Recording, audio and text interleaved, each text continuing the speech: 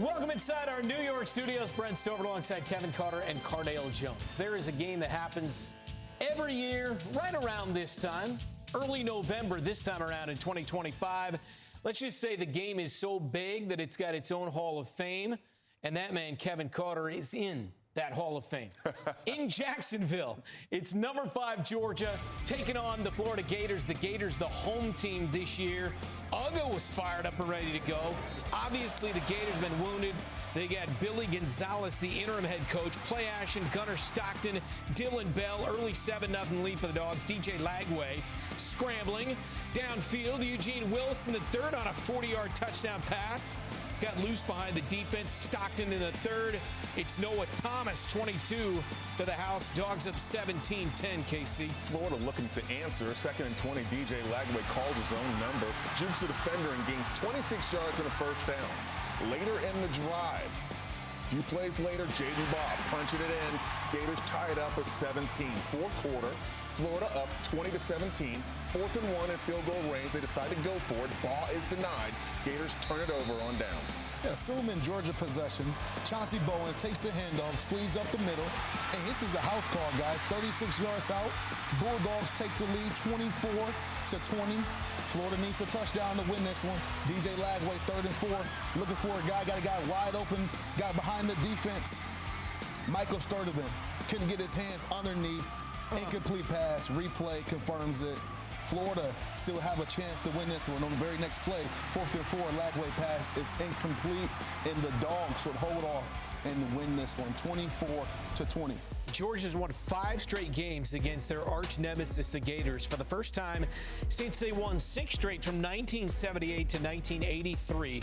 Gunner Stockton, 20-29, 223, a couple of touchdowns. Lagway, 15-24, 166 at a score. But Florida comes up short as Billy Napier obviously was fired a couple of weeks ago.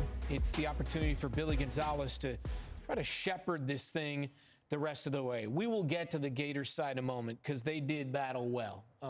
They can certainly walk away with their heads held high, Kevin. But, man, for Georgia, it's survive and advance again this week here in week number 10. We've been talking about this Georgia team and how they've been playing as of late. Look, it matters where you play, it matters when you play, but it matters mostly how you play. And this Georgia team as of late has been lights out. They're reminiscent of who they've been when they were winning back-to-back titles and sending a bunch of dudes to the NFL because they're the staples of what they were doing back then have returned to this team. They're controlling the line of scrimmage. Their offensive line has figured things out up front. They're running the ball. Nate Frazier, Chauncey Bowens, they have more than a couple of guys that are getting things done in the backfield. They're utilizing receivers, and Gunner Stockton is about as efficient as anyone in terms of decision-making and throwing the football to the open guy, choosing the right guy, and progression as anyone that as any quarterback in the country right now in the last couple of weeks. And defensively, they choke the life out of you, and you can't make a mistake. They're that team, once again, that you have to nearly play a perfect game to beat. So hats off to Georgia and how they're playing football right now, because it was good enough against a wounded but very hungry and very, wanting to find something Gators team was trying to salvage something after their coach got fired. Uga can confirm on this one, guys. You don't want to get in a dogfight with a Bulldog, and I think Georgia over the last few weeks have proven that, dating back to even the Alabama game, even though they came up short. But you see in that fourth quarter, they dominated that fourth quarter against the Crimson Tide. But that hole was just a little bit too deep for them to crawl out of. But you go to Ole Miss, and when you look at Ole Miss, and then you go to the Tigers, Auburn Tigers, and you see how that game ended.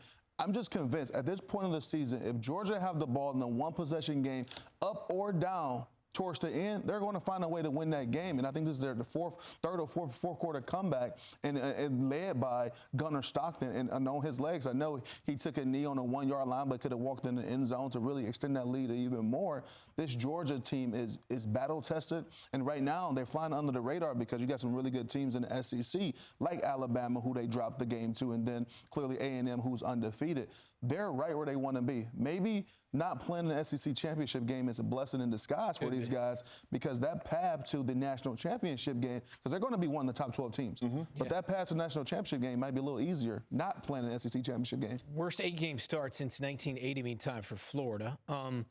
Kevin, obviously you're a Gator legend. You're part of this Hall of Fame. I guess the question I would have is, we've discussed at length, we did it last week, on what's next in terms of a head coach. Putting that aside, you got to finish out this season.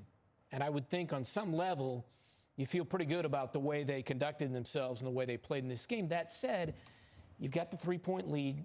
You didn't mind them in the fourth quarter going for it. Right. Pretty deep in Georgia territory on 4th and 1.